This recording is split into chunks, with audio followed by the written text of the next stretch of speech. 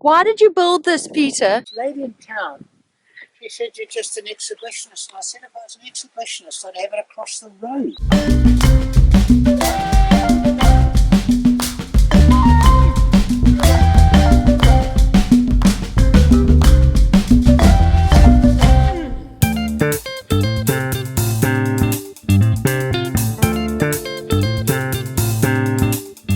After touring the famous Kango Caves in Oudtshoorn, I set off on Route 62 towards my next stop in Calitzdorp. Cape Route 62 is a scenic tourist route stretching 850 kilometers across the western and eastern capes of South Africa from Cape Town to Gqeberha, and it often evokes comparisons to the legendary Route 66 in the United States. Also known as the Wine Route, Route 62 leads through the wine-growing areas of Wellington, Tulbagh, Worcester, Robertson and the Little Karoo, making it one of the longest wine routes in the world. An intriguing sign caught my eye, pointing to a place called De Hoop, meaning the Hope. My curiosity got the better of me, so I decided to take the detour. I was rewarded with the sight of a gorgeous sandstone church. Hallo! Wat is die naam van hierdie kerk? Is hierdie die hoop? En dis die kerk? En gaan mense na die kerk toe of nie? We gaan na die oude kerk. Wat is jou naam? Christian. Christian is 'n mooi naam. Hoe oud is jy? Ek is 10 jaar oud. 10 jaar oud. Joe, dis oud hoor. Jy's amper 'n man. Nee. Okay, baie dankie vir die inligting hoor. Okay, bye Christian. De Hoop is a small community situated between Oudtshoorn and Calitzdorp in the Little Karoo, and one of the most beautiful true stories associated with De Hoop involves a wagon leader whose dream of owning a farm came true in 1845 by selling a few handfuls of feathers from wild ostriches. 60 years later, ostrich feathers had become a highly sought-after fashion item, leading to rapid fortunes and the construction of ostrich palaces. By the time the De Hoop Church was inaugurated on April the 30th, 1910, ostrich feathers were known as white gold, reflecting the immense value. This period saw Oudtshoorn and its surrounding district flourish, attracting visits from British royals and dignitaries such as Cecil John Rhodes. Okay, getting back on the main road. Calitzdorp, known as the port capital of South Africa, is an idyllic village nestled at the foot of the Swartberg Mountains.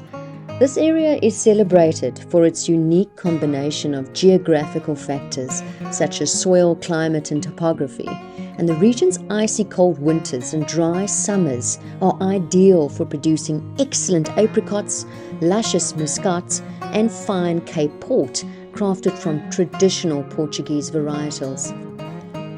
So glad that I came here in the daytime. It is quite off the beaten track. So, yeah, I think I'm going to set up the tent, put my stuff in there. So, yeah, look at that. Look, it's up against the mountains. And this is the little town of Calitzdorp. I wasn't sure where to eat, so I drove towards the main street of the town and decided on Dorpshuis Restaurant. Its neoclassical look appealed to my nostalgic senses. The restaurant, built in the late 1800s as a prestigious residence for an unknown person, now operates as a guesthouse and restaurant, offering a venue rich with stories and lots of character. Kom laat jy Calitzdorp. Plek wie net vir jou alles. Hy het vir jou goeie wyn, hy het vir jou goeie natuur, goeie water, nie Ja. water nie, maar Nie tapwater nie, maar ja. mense is 'n lieflike Oh, that's beautiful. Look at that. Look at that. Look at that. Beautiful.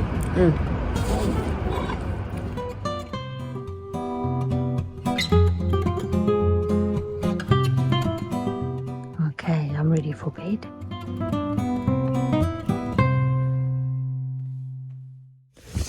Good morning. Clearly the biker gang is leaving now. You can hear them. This is called the station.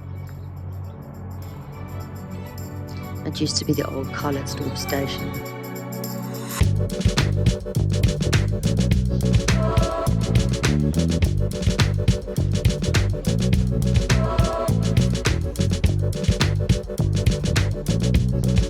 Okay, now I'm leaving the station. I am going to do some touring of the Calitzdorp area. I'm just going to go back to Dorpshuis Restaurant. The owner of the restaurant and the chef were amazing, very kind, and generous with their information and their time. And he said, just come back in the morning, get your coffee, and then I'll draw you a map of where you actually really need to go. And where, it's off the beaten track. Only locals know, so I'm getting exclusive information. His name is Ampty, the owner. He gave up his whole life and everything in Pretoria and moved down here and bought this gorgeous little restaurant. Before setting off with the rudimentary insider roadmap of places to explore, I popped into the Krans, another well-known winery, for some breakfast. Getting some breakfast. Oh, I'm looking forward to this. It's going to be fabulous. And yeah, it's got a nice vibe in here. Oh, beautiful. This is the most instant breakfast. Oh, hot. Perfect for this chilly day. I then ambled over to Boplaas. The Nel family established the winery and distillery in 1880, and like many South African families, they can trace their lineage way back to the first French Huguenots. Now, these Huguenots were forced to leave France due to religious persecution and made their way to the Cape of Good Hope, or Cape Town, in 1688. These Huguenot families played a critical role in the agricultural history of the Cape, bringing with them a wine culture that prevails to this day.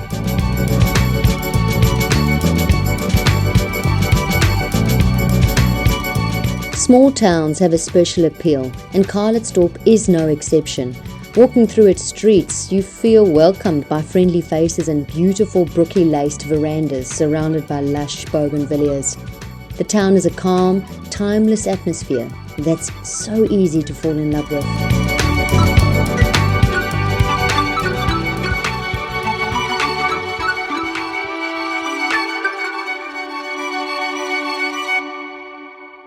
Bit of a cold wind that's come through today. They say there's a cold front that's hitting this area. Oh, that's an ominous sign. Exclamation mark, danger. Okay, obviously this is a very narrow road and it's only, so I just hope nobody else comes down the road. Umpy suggested I visit Peter Coe's gallery, noting his vibrant personality and unique Kiwi background, a rarity in the Karoo, I'll have you know. Intrigued by the idea of encountering such an unconventional character, especially one known for stirring up local intrigue, my curiosity was piqued. As I approached the gallery, the sign caught my eye, Kraaldorn Gallows. Despite the ominous name, I ventured inside. He graciously offered me a cup of coffee, promising the good stuff, and soon presented a plunger pot, followed by a request for biscuits. Hastening to my SUV, I returned bearing 2 of my mother's brownies and a selection of gluten-free rusks, much to Peter's joy.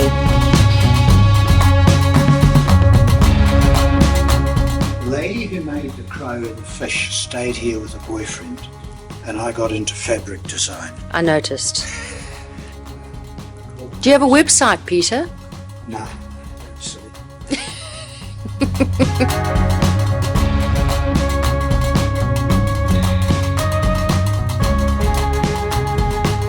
Despite being a descendant of the esteemed Coe family of Canterbury, New Zealand, Peter expressed his preference for South Africa, its people, and the rugged beauty of the Karoo.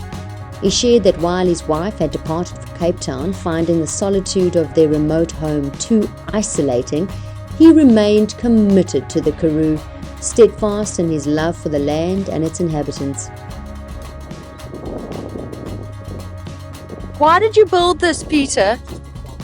Lady in town She said, you're just an exhibitionist. And I said, if I was an exhibitionist, I'd have it across the road.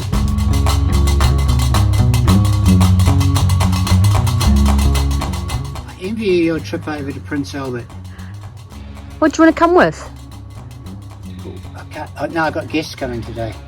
My name's Peter Coe. I've been here for 13 years. I have a gallery here and some self-catering cottages, a few animals, some poultry, and me. And that's it.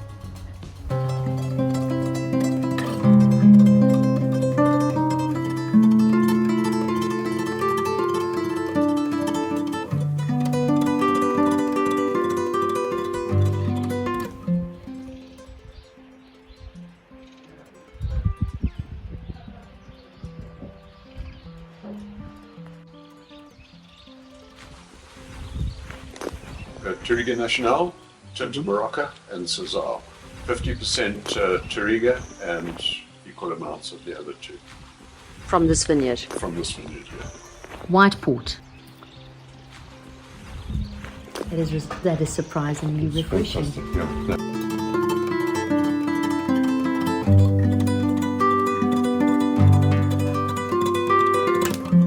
yeah. Peter Baley, and I guess you could probably say I'm a winemaker or whatever. We moved here 20 odd years ago after being in the hospitality industry for many years, and we love it.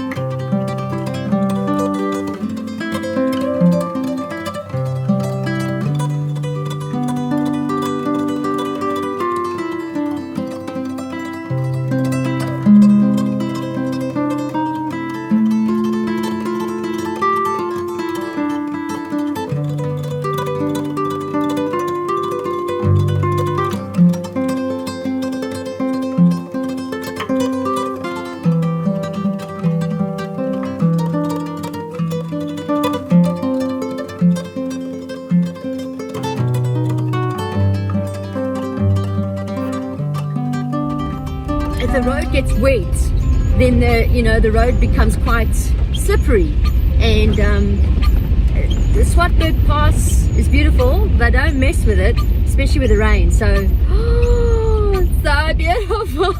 I could cry.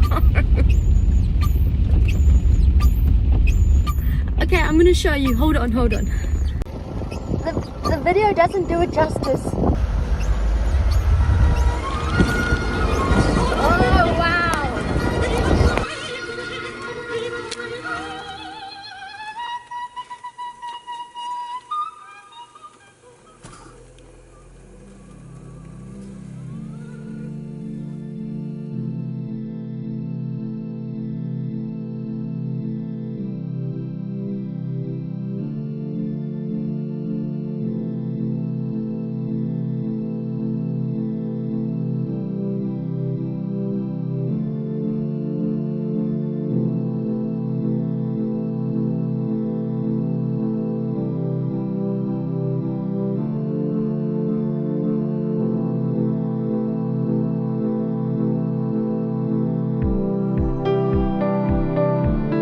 Expected a normal tar road, this is better. This is better. It is ice cold up here. Ice! Weather is coming in, so I really better get going. It's now 5 o'clock and it's going to be dark soon, so I better move my caboose. This is exhilarating. Oh man, this is fabulous. Just fabulous. What a day. What a fantastic day. Yeah, you see, I couldn't have done this if I had a caravan. Hence why the albatross box was imagined. Okay, so nothing. Road. So pretty high up. Our altitude is 1,568 meters above sea level.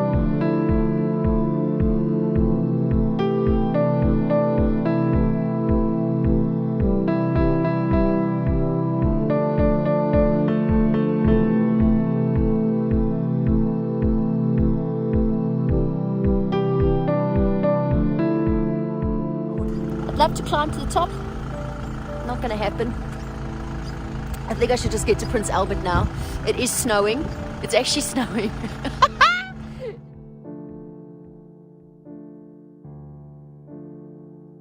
As I drive through the breathtaking Swartberg Pass, I can't help but marvel at its history. The great road engineer Thomas Bain supervised the entire construction, walking and riding the pass hundreds of times. He directed convicts in laying the dry stone walls that support the road as it winds up and down. One section of wall is 2.4 kilometers long, with heights ranging from half a meter to 13 meters. These walls carry the road through steep gradients and twisting zigzags that look like medieval ramparts from the base of the mountain.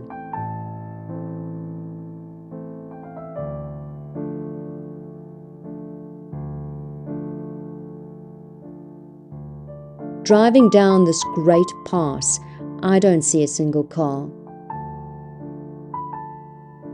And for a long stretch, it's just me, my car, in second gear, relying on engine braking to avoid skidding on loose rock and tumbling over the edge. The isolation and the sheer drop are both exhilarating and terrifying. But as I look upon the twisted red rock, I feel enveloped by this hard terrain, which has been beaten into submission by human determination and spirit. It's the spirit of adventure and the need to explore and push boundaries. This spirit echoes within me, making me feel not alone, but in very good company, spurring me on through this majestic and historic pass.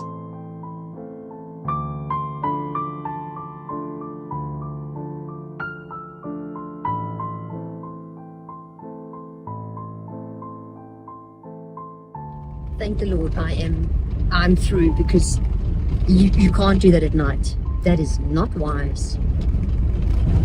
Phew, what an adventure. Okay, Prince Albert, here I come.